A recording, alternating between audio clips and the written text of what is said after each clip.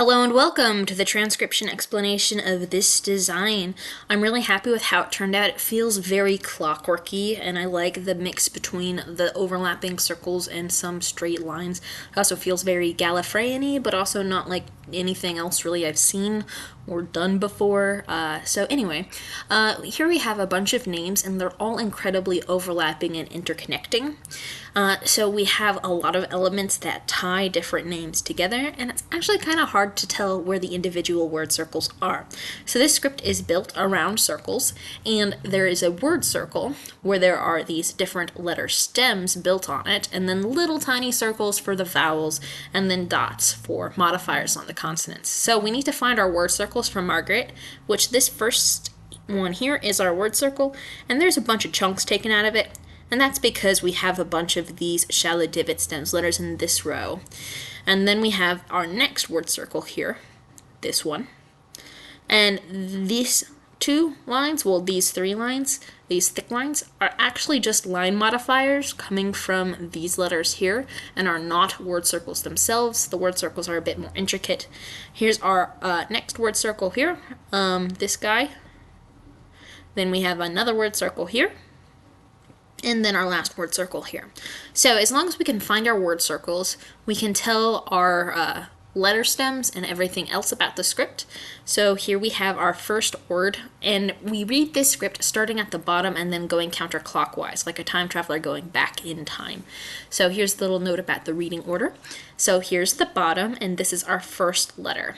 This is a completed circle, and these completed circles have two different positions. They're either on the line of the word circle or inside our word circle. And this one, here's our word circle, is inside the word circle. So like this. And then there are 1, 2, 3 lines attached to it.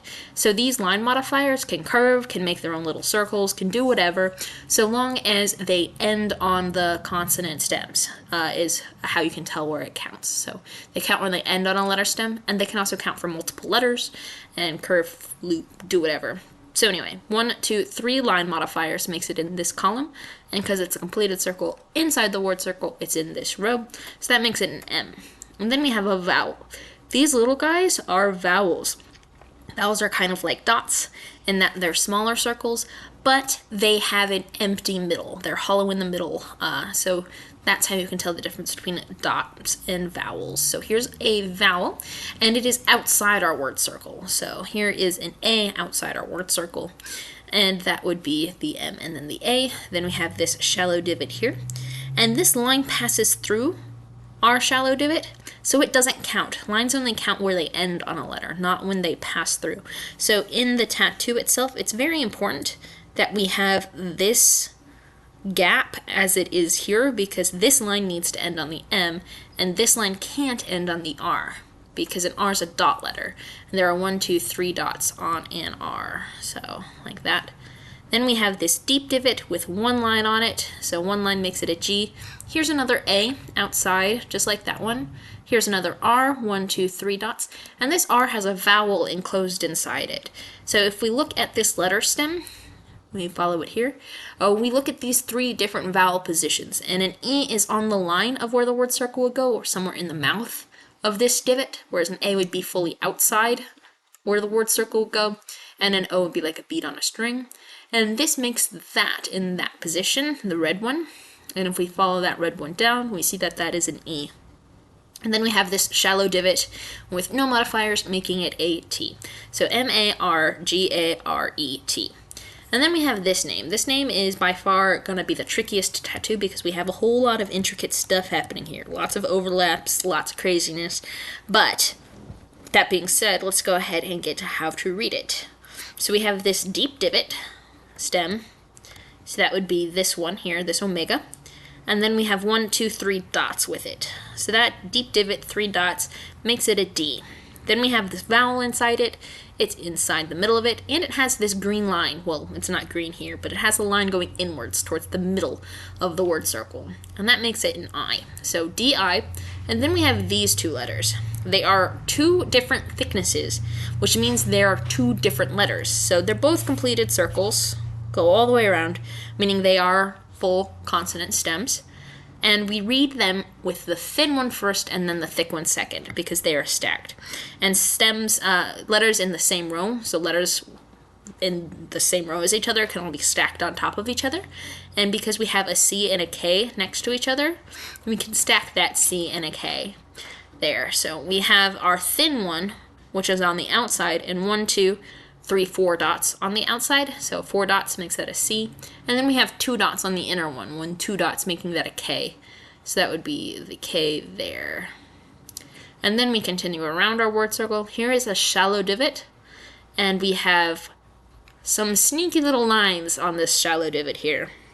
So this shallow divot has the 1, 2 thick lines there, and then this thin line here. And those lines all end on that shallow divot. So we have 1, 2, 3 lines. So that would make it an S, and then we have the O like a bead on a string. And then we have our last sneaky N here. So this is another completed circle, so it's another consonant stem just like that one. But it has this sneaky little line right here. So this sneaky little line ends on this circle, making it an N, like that. So there we have Dixon. And then we have our next word, bottoms here. We have a K, 1, 2 dots, just like that K. Then we have an I, line going inwards, little circle because it's a vowel. And then we have our circle on the line of the word circle, so like this. And there are 1, 2, 3 lines on that, making it an NG, so that would be king. And then we have a deep divot, so like this one. And there are 1, 2, 3 lines ending on that, making it an F. Then we have the I, line going inwards, 1 line on the N, 3 dots on the L, an A outside the word circle, a Y with 2 dots, and then we have this shallow divot with those 1, 2, 3 lines on it, making another S, just like this S. And then we have an O, and last but not least, an N. And even though this is kind of small, like a vowel, we know it can't be a vowel because it's inside the word circle, so like this, and it has a line modifier. So like that. And if this were an I or a U, a line modifier letter, it would have to be in the E position. So it would have to be on the line of the word circle or inside the consonant stem like that. So anyway, Finlayson is Finlayson. And then we have our last name here, Hume. And we have a deep divot with 1, 2 thick lines. So that would be the H. And then we have the U, line going outwards.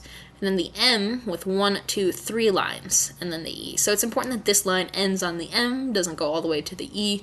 Otherwise, we'd have 2 U's, and this would be a P. So yeah, H-U-M-E. So the biggest thing when getting this inked is watching where those little tiny lines end. And then this here will get pretty crazy. I'm expecting this to be your full forearm for a tattoo. So it should have a decent amount of space, like 2 or 3 inches wide here.